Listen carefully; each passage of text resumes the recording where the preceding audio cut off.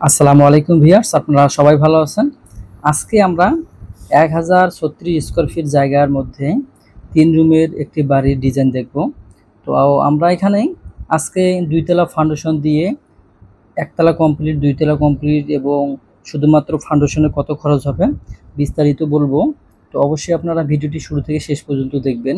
আপনাদের যাদের 1036 square feet বা 1050 স্কয়ার ফিট জায়গা থাকবে, আপনারা এই ডিজাইনটি সুন্দরভাবে করতে পারবেন। এখানে 2 রুমের সাথে পাশাপাশি 2টি বারান্দা রয়েছে, আর এই বারান্দার প্রস্থ হচ্ছে 3 ফিট 6 ইঞ্চি। তো আপনারা যদি কোনো কারণে জায়গা কম হয় তাহলে কিন্তু 3 ফিটের ভিতরেও একটা বারান্দা দিতে পারেন, এতে সমস্যা নাই। আর আমরা যদি রুমগুলো দেখি, আমাদের যে প্রথম রুম বা রুম নাম্বার 1, সেখানে 12 ফিট বাই 11 ফিট 6 ইঞ্চি। এই দিক দিয়ে হচ্ছে আমার 12 ফিট, এই দিক দিয়ে হচ্ছে 11 ফিট 6 ইঞ্চি।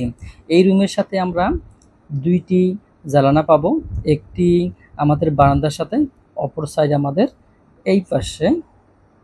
এবং রুম নাম্বার 2 আমরা পাবো 12 ফিট বাই 12 ফিট 4 ইঞ্চি। এই রুমটা রুম 1-এর থেকে একটু বড় হবে এবং এখানে শুধুমাত্র 2 পাশে 2টি জানালা রয়েছে। এই জানলাগুলো 5 ফিট করে রয়েছে। আমরা যদি 3 নাম্বার রুম বা এখানে মাস্টার বেডরুম, যেহেতু এই বেডরুমের সাথে অ্যাটাচড টয়লেট রয়েছে এবং সেই সাথে বারান্দা রয়েছে, তো আমরা এটাকে মাস্টার বেডরুম হিসেবে পরিচিত করতে পারি। তো এই মাস্টার বেডরুমের সাইজ হচ্ছে 12 ফিট বাই 11 ফিট 6 ইঞ্চি। আমরা যদি মাস্টার বেডরুমের সাথে দেখি বারান্দা, এই বারান্দাটি রুমের সাথেই, অর্থাৎ এখানে 12 ফিট বাই 3 ফিট 6 ইঞ্চি। এরপরে আমরা যদি বাথরুম দেখি, তাহলে দেখতে পাবো এখানে যে 7 ফিট বাই 4 ফিট 8 ইঞ্চি। এরপর যদি আমরা দেখি, এবার মূল আমাদের আকর্ষণ যে বিল্ডিংটির সামনের দিকে, অর্থাৎ এটা হচ্ছে এই বিল্ডিংটি প্রবেশ পথ।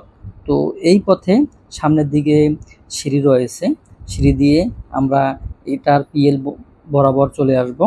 আসার পরে আমরা এখানে মেইন গেট পাবো। এই মেইন গেটের পরেই আমাদের এই জায়গাটা আমরা ড্রয়িং এবং ডাইনিং হিসেবে ব্যবহার করতে পারবো। আর এই জায়গার মাপ হচ্ছে 12 ফিট 4 ইঞ্চি বাই 17 ফিট, অর্থাৎ এখান থেকে শুরু করে এখান পর্যন্ত আমাদের এই মাপটা। সামনের দিকে আমরা সোফা বা লিভিং স্পেস হিসেবে ব্যবহার করব এবং এই পাশটা আমরা ডাইনিং স্পেস হিসেবে ব্যবহার করব।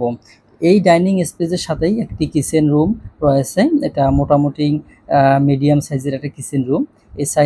এর সাইজ হচ্ছে 6 ফিট বাই 9 ফিট 4 ইঞ্চি। তো আপনারা যদি চান এটাকে ছোট করার জন্য, তবে এখান থেকে এটা সোজা করে নিতে পারেন, সমস্যা নাই। আমরা যদি কমন বাথরুমটা দেখি, তাহলে আমাদের 3 ফিট বাই 7 ফিট। তো আপনারা এটা চাইলে আরও 6 ইঞ্চি বা 1 ফিট কম বেশি করতে পারেন। তো আপনাদের পছন্দ অনুযায়ী আপনারা করবেন।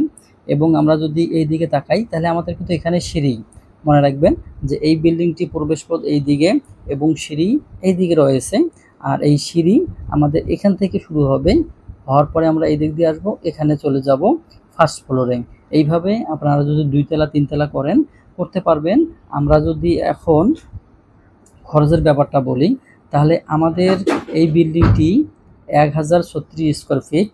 এই বিল্ডিংটি আমরা যদি 2 তলা শুধুমাত্র ফাউন্ডেশন দিয়ে রাখি, তাহলে আমাদের ফাউন্ডেশন বাবদ খরচ হবে প্রায় 5 লক্ষ টাকা। আমাদের এই জায়গাটা 2.37 শতকের উপরে রয়েছে।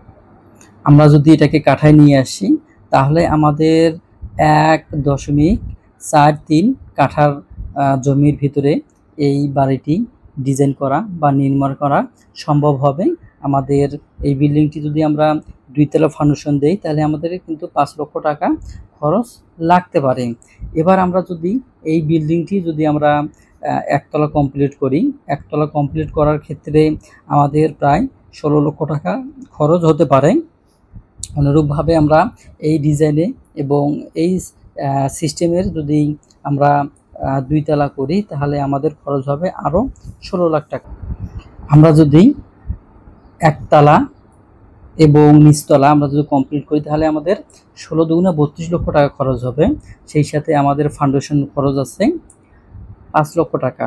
তাহলে মোট আমাদের 37 লক্ষ টাকা খরচ হবে এই বিল্ডিংটি 2 তলা ফাউন্ডেশন দিয়ে 2 তলা কমপ্লিট করতে। তবে একটা কথা না বললে নয় যে এই খরচটা আমরা আনুমানিক ধরেছি, তবে জায়গা এবং সময়ের উপরে খরচটা কম বেশি হতে পারে। তো আপনারা মোটামুটি আপনাদের 40 লক্ষ টাকা ধরে রাখলে আপনারা যে কোনো জায়গায় গ্রামগঞ্জে আপনারা এই বাড়িটি করতে পারেন। তবে এই বাড়িটি মাত্র 12টি পিলার রয়েছে। আপনাদের কারো যদি এই বাড়িটি পছন্দ হয়ে থাকে তাহলে অবশ্যই কমেন্টে জানাবেন, তাহলে আমি পরবর্তী কলাম কোথায় কোথায় বসবে, সামনের দিকে পিছনের দিকে 2 সাইডে কি দৃশ্য দেখা যাবে বা এলিভেশন দেখা যাবে সেইগুলো নিয়ে আসব। আর যদি চান যে ডিজাইন বিস্তারিত তুলে ধরার জন্য ইনশাল্লাহ আমি তুলে ধরব। অবশ্যই আপনারা ভিডিওটি দেখবেন এবং আপনাদের গুরুত্বপূর্ণ মতামত আপনারা প্রদান করবেন। তো আজকের মতো ভালো থাকেন, সুস্থ থাকেন, আল্লাহ হাফেজ।